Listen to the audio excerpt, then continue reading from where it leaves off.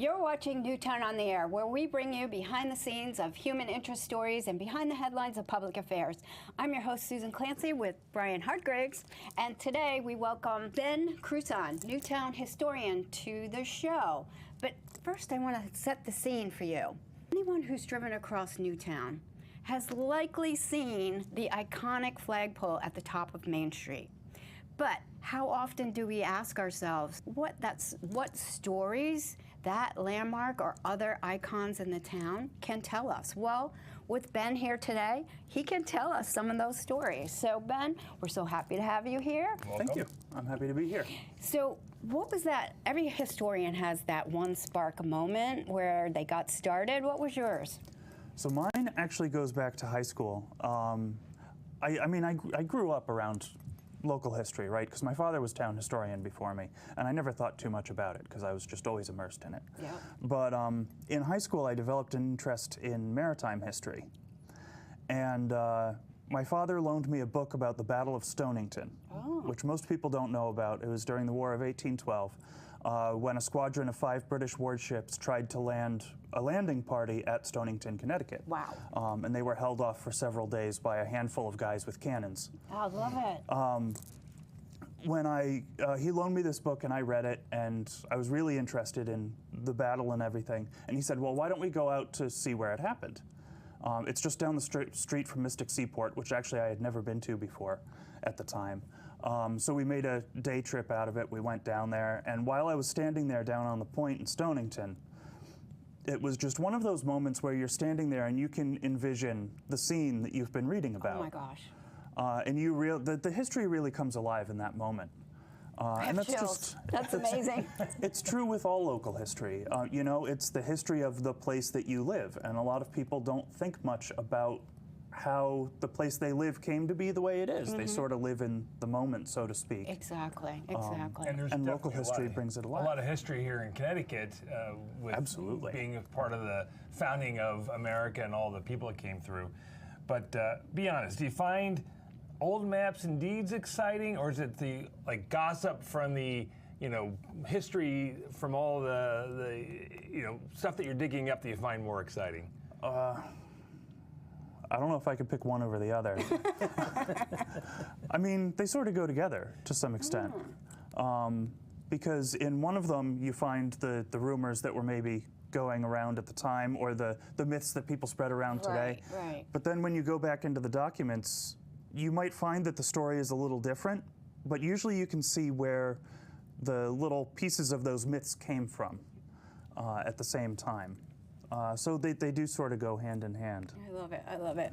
So if we could now go back to Main Street, kind of kneel down, it's the year 1820. What would we hear, smell, feel? You probably wouldn't hear a whole lot. Okay. I mean, there would be people walking up and down Main Street conducting business, so you'd hear some chatting, some people walking around. Of course, you would have horses and perhaps wagons or something. Newtown was an agricultural town. It was a farming town at the time. Great. So you wouldn't have had wealthy people in their big fancy carriages rolling down the street, but you'd have the occasional farmer bringing things to market. Got it. Okay. And the smell probably wouldn't have been too pleasant because, of course, everything was moved by horses. And we all know what horses leave behind. So you definitely have probably a sort of farmy smell that sort of pervaded the whole town, because that's how, even the people who ran stores or something, they were doing some farming on the side at the same time. Oh. So it wasn't more of a farming community than any kind of manufacturing or industrial kind of town back in the 1820s. Yeah, 1820s, it mostly would have been an agricultural town. You would have had some small shops here and there that made things like buttons. There were quite a few button makers. They made it out of horn and bone, which of course is a byproduct from the slaughter of animals. And of course we had plenty of livestock in town. We actually had more sheep than people for quite a while. Oh, interesting. So that's one of the odors you might have encountered. Yeah, absolutely. And you might have heard the sheep too. Oh, because there was a town shepherd that would, during the summer months, would collect all the sheep together, and he would drive them to different pasturages in town. Wow. So you might come across the town sheep herd. Oh. Oh, interesting. So Yeah. ram pasture was actually like used for that purpose. Yeah. Wow. Yeah, that was one of the places I they see took the them. sign there, and you never like think about going back and actually it happening. That's Yep. interesting. As I said, one of those things that most people don't think about. Exactly. Yeah. Are there other sort of landmarks in town that people kind of overlook because they just aren't aware of it? That they're not aware of? Probably actually quite a few. I mean, there are a number of different houses in town that have histories of one sort or another. We've had notable people that live in town. Some of them more recent, like Suzanne Collins, obviously. Bruce Deegan still lives in town, the illustrator of Magic School Bus. But you go back, and we had some notable people as well. We could talk about like William Edmond, who was a local politician, also a lawyer. He lived right on Main Street, and a lot of people don't know which house it was. But it was the house right between the library and the meeting house, the White House that's right in there. Yeah. So there are things like that, houses that notable people lived in that people just aren't aware that the houses, you don't always think about who lived in the houses before the people who live there now. If we sat behind the historian's desk, are there any funny or unexpected things we'd find in the archives back there? Probably tons. Really? Yeah. One of my favorite things to do is to go through the old issues of the Newtown Bee and things like that, because you'll find these little tiny articles that are, I mean, they published, the Newtown Bee didn't like to get into scandal, right? So they avoided things with like a sort of a political angle to them. But that meant they had to find other stuff to fill the paper. And you'll sometimes find things about, you know, someone who lost a cow, and it'll detail the whole adventure of how they tracked down this cow. One of my favorites is, I forget the exact date, it was the early 1900s though.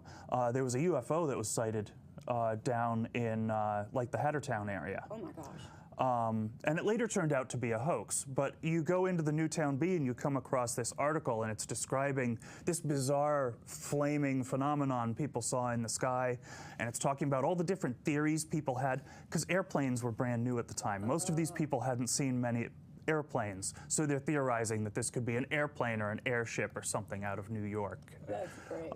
Interestingly, aliens is not one of the options. What did it turn out to be?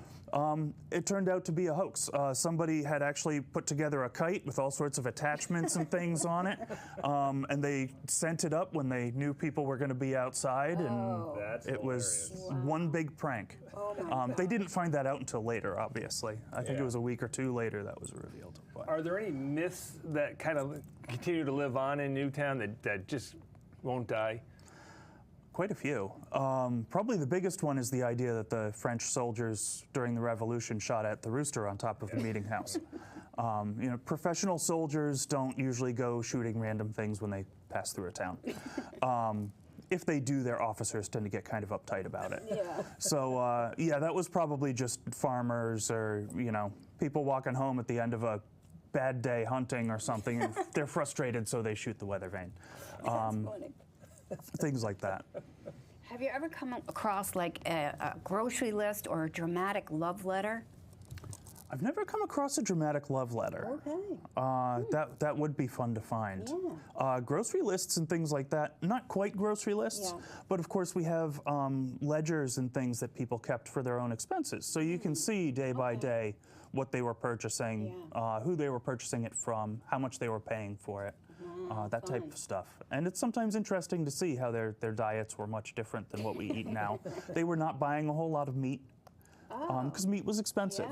Yeah. And in a farm town, especially one full of sheep, you depend on your sheep for wool. You're not going to go slaughtering your sheep so you can eat them. Yeah. So yeah, it's interesting to see how diets have changed over the years. Were they eating a lot of beans, or like how do they get their protein? It was a lot of grain. Grain. Protein would have come from dairy products, so okay. cheese, milk, butter, things like that. Gotcha. Yeah, and there were beans as well. Yeah. It wasn't quite as prominent as some of those others, though. Right. And you said they had ledgers of how much things cost. What would be like a sack of flour, say? What? I couldn't say off the top of my head. I'd have to look it up. And of course, it changed over time too. Sure. Yeah. Have you ever had to play detective to confirm a story that a majority of people in town say this is absolutely true? I haven't, but my father wrote an interesting article about Purdy Station. So there's Purdy Station Road out on the, the west end of town. Mm-hmm. And there was a story that had been told for decades, over and over again, about a black man named Purdy who ran sort of a hospital for people with smallpox, because he was sort of out there on the edge of town, so, people with highly contagious diseases, they'd send them out there and he'd take care of them. Okay. And there were some specific stories about some specific smallpox outbreaks. My father set out to try and see if this was actually true. Okay. And so he goes back into the land records, he goes back into town meeting records, newspaper articles, anything he can find to try and confirm that there was a smallpox outbreak and that this man named Purdy played a part in it. And it turned out that most of this was complete fabrication. He couldn't find any evidence of a smallpox outbreak during the time that people say it happened. That's good. Yeah. In fact, he found very little evidence that there was a large smallpox outbreak in town in general. I mean, again, it was a farming town. People were pretty spread out. And if you got sick, you stayed away from other people. But yeah, it was very interesting. The article talks about not only his findings, but also the part that folklore played in the history of the town, because this was a story that sort of shaped people's understanding of the town's history. Mm-hmm. And to find out that it's not actually true can, again, totally change how people view it. Any idea what the root of the story came from? Not exactly. He does seem to have potentially helped some people back to health. Yeah. Or at least given them a place to rest, but there's not a whole lot there. Yeah. So is there a story from Newtown's past that feels most human to you? Like it's makes you pause for a second and be like, that's really a good story. I think we have several. One of the ones I find very interesting, I usually bring up Mary Hawley when I talk about this, because of course she had a very tragic marriage. But in this case, I think I'll talk about Arthur Nettleton, who was basically a local businessman. He was a longtime treasurer of the Newtown Savings Bank, and he was actually a close friend of Mary Hawley. Earlier in his life, he had moved with his new wife out to, I think it was Minnesota, it was somewhere out in the Midwest, to start a new life. And tragically, she died a short time later in childbirth. Oh. Well, she was from Newtown, and she wanted her remains sent back to Newtown, so they get a casket, they put her on the train in the casket, and Nettleton gets on the train and is riding back in a separate car, obviously. Well, partway down the tracks, unfortunately, the car that had his wife's remains in it caught on fire. Oh my goodness. And all they did to deal with that was they just undid the coupling between that and the rest of the train, so the rest of the train wouldn't catch on fire. He didn't find out until they reached the next station that they had this fire, that they had disconnected the car, and that his wife's remains were just out there. Yeah, left behind them. He actually got out at the station and ran back down the tracks. And unfortunately, there wasn't much left of his wife's remains when he got there. But that is a good story. Oh my gosh. It really brings it to life. And the fact that he ran all the way back shows how much he cared about her. It really sort of brings this character that otherwise would be sort of a stiff, right, not very realistic character, brings him to life. Yeah, interesting. Beautiful. But what's one lesson modern Newtown could take from our history? Ooh, that's a good question. I think maybe one of them, and I'll go back to Mary Hawley for this, is be aware of the gossip you spread around about other people. One of the things that made Mary Hawley's life difficult later on, after her marriage had fallen apart and everything, it was about 20 years or so after her marriage ended that she sought divorce. And at that time, a number of rumors came out as to why she was suddenly seeking divorce 20 years later. And so people started making theories about, oh, well, she must be messing around with this other prominent person in town. In fact, Arthur Nettleton was one of them. Because they were close friends, these rumors came out about her. And there was another rumor about her and one of the servants that worked on her property, that they were supposedly having some sort of affair or something like that. And I think this probably contributed to her being kind of reclusive. She didn't like to go out in public very much. And there were always these rumors going around about her, which obviously caused her some sadness and trouble. Sure. Yeah. And I think the fact that she then went on to donate so much to our town shows that, you know, she really was a very nice person and didn't deserve all of this. Obviously very giving. I mean, just all the things that are named after her in town. It's amazing what she has done for the town. Talk a little bit more about, if you can. There was a book or a ledger that the history the museum was trying to purchase. Yes, and we succeeded in purchasing those. We actually got more than we had intended to. One of them is a ledger that was put together, or it recorded the finances of Thomas Toucey, who was our town's first settled minister, and later, when he decided he didn't like being a minister, he went back to school and became a doctor and became our town's first physician. And so it's an interesting book because it shows sort of what he was billing people for different medical services, what he was paying for, you know, bandages and things like that. It's also interesting because he got into a business partnership with 3 women, and they were equal partners in this. This was incredibly unusual for the 1700s, which is when this was happening.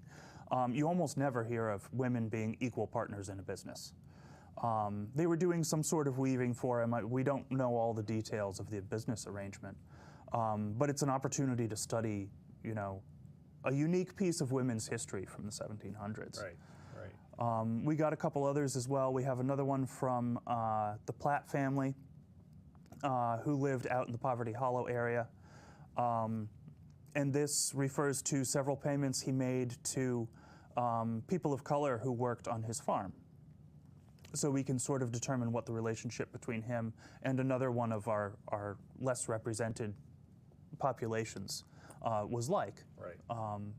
We got a couple others too, which are just interesting. One was a ledger for a silversmith. His name was Ziba Blakesley, and he actually lived up on Main Street.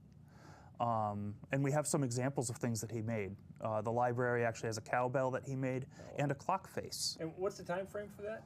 For Ziba Blakesley would have been late 1700s, early 1800s. Yeah. Yeah. The Platt documents were probably a little later, about 1850 or so. Yeah, that's great. That's amazing. It's exciting. So you work at the library.